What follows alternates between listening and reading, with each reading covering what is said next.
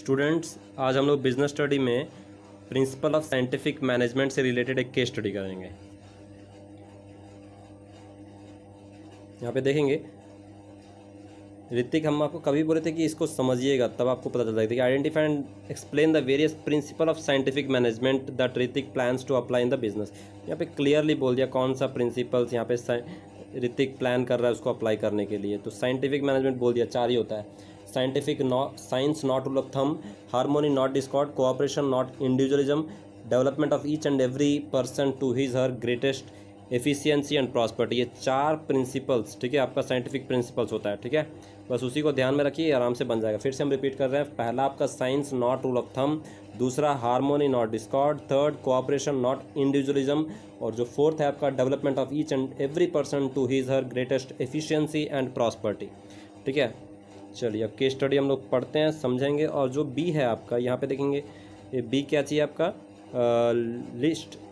ये बी आप देखेंगे, list any two values that we want to communicate,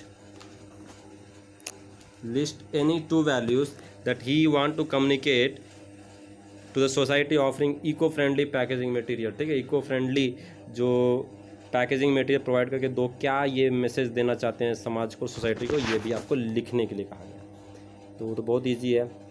basically क्या होता है, इको फ्रेंडली, ठीक है, एनवायरनमेंट कंसर्न, बस ये सब बात आपको याद रखना है कि ठीक है, एनवायरनमेंट कंसर्न है, सेंस ऑफ रिस्पॉन्सिबिलिटी है।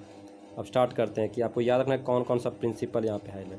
Ritik is a desirous of setting up a small factory to manufacture different kind of eco friendly packaging material. ठीक है, तो बहुत ही उतावला है, बहुत इच्छुक है कि एक छोटा सा फैक्ट्री वो करे, ठीक है, स्टार्ट करे to manufacture different kind of eco friendly packaging material. ठीक है, मतलब जो पैकिंग करता है मटेरियल नहीं होता है सामान को, वो इको फ्रेंडली हो, डिफरेंट काइंड। ठीक है, different kind. He proposes to adopt a logical approach to his business rather than hit and trial method, and as he knows that this can result in the tremendous saving of human energy as well as wastage of time and material। देखिए यहाँ पे science not rule of thumb का बात कर रहे हैं। ठीक है, तो पहला तो आ गया science not rule of thumb. ठीक है, ये बताएं कि कुछ लॉजिकल, ये आपका हिट एंड ट्रायल वाला केस नहीं अपनाना चाहिए। हिट एंड ट्रायल मतलब देखिए कोशिश किए, हुआ तो ठीक है, नहीं हुआ तो फिर से बेहतर प्रयास करना, ऐसे ये ऐसा नहीं। मतलब वो क्या होता है कि अभी एक प्लान किए, काम किया, नहीं किया, चलिए दूसरा प्लान इंप्लीमेंट करेंगे, इसको बोलते हैं हिट एंड ट्रायल मेथड, जो कि यहाँ पे ना करके लॉजिकल अप्रोच। ठीक है, कुछ आप यहाँ पे कुछ एक्सपेरिमेंट किया गया, ऑब्जर्वेशन किया गया, कुछ वो प्लान, तब वो प्लान बना और उसके बाद उसको इम्प्लीमेंट करना। तो ये पहला यहाँ पे आ गया। ही proposes to adopt a logical approach to his business rather than hit and trial method, as he know that this can result in tremendous saving of human energy as well as wastage of time and material. He plans to adopt the parentalistic style of management in practice in order to avoid any kind of class conflict that may emerge between him and worker। देखिए यहाँ पे पेरेंटलिस्टिक style of management मतलब यहाँ पे guidance, अगर मान लीजिए workers नहीं कर पा रहे तो उसको गाइड करें, आप उसको सजेशंस दीजिए कि आपको काम कैसे करना है। This is what called as parentalistic style of management. ठीक है, पेरेंट्स की तरह आप मैनेज कर रहे हैं, ठीक है, गाइड कर रहे हैं आप वर्कर्स को।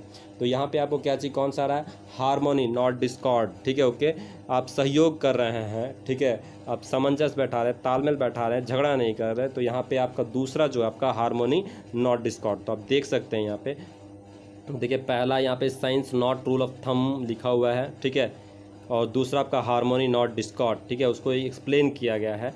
और यहाँ पे देखेंगे, यहाँ पे लाइंस कोट नहीं करने के लिए कहा गया, लेकिन अगर चाहेंगे तब भी आप लाइन कोट कर सकते हैं, लेकिन उसके बारे में ज़रूर लिखे। अगर science not rule of thumb या हार्मोनी नॉट डिस्कॉर्ड लिखे तो उसके बारे में क्या समझते हैं science not rule of thumb से, वो आपको लिखना है। ठीक है, जहाँ पे लॉजिकल अप्रोच अपनाया जाता है। ठीक है, और क्या बोलते हैं, rule hit and trial case नहीं किया जाता, हिट एंड ट्रायल मेथड नहीं अपनाया जाता है।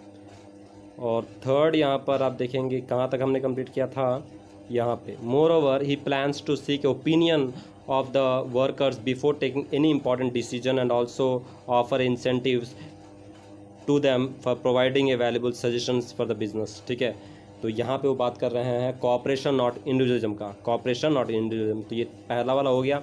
इसमें 3 आया, science not rule of thumb, यहाँ पे देख सकते हैं साइंस नॉट, ए का science not rule of thumb, फिर आपका हार्मोनी नॉट डिस्कॉर्ड, और तीसरा यहाँ पे आपको दिख रहा होगा कोऑपरेशन नॉट इन्जुरियम। ठीक है, अब बी का क्वेश्चन क्या था, बी का क्वेश्चन आपका था यहाँ पे देखेंगे, list any two values that he मतलब वहाँ पे जो आपका ऋतिक है, ठीक है, he wants to communicate to the society by offering the eco friendly packaging material.